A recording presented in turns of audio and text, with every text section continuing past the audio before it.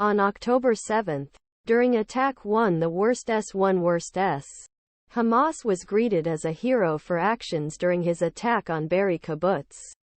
A tank commander was killed while commanding tank battalion in Northern Gaza.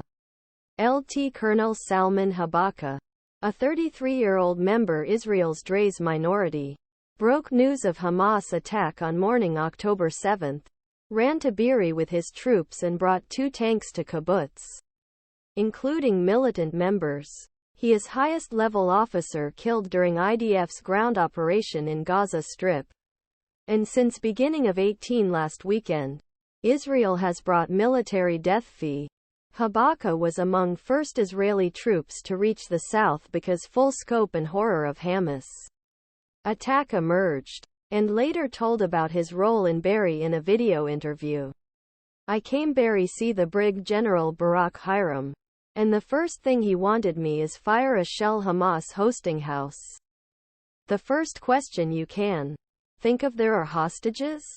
Before we decided to ignite a shell into a house, we made all the front checks, and then we went home to the house to release the hostages.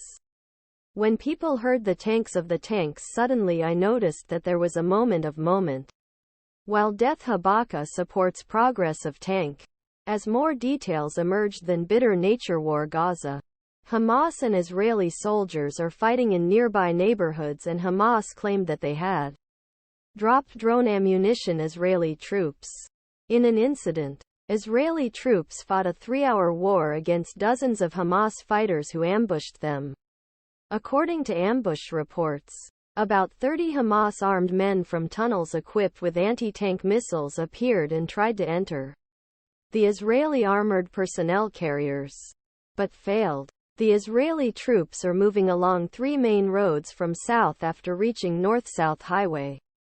From northwest on Mediterranean coast in northeast coast of Gaza, Israel said that the strikes killed the militants and destroyed Hamas tunnels. Israeli troops are expected to increase on both sides as they progress towards the intensive settlement neighborhoods of the Gaza City.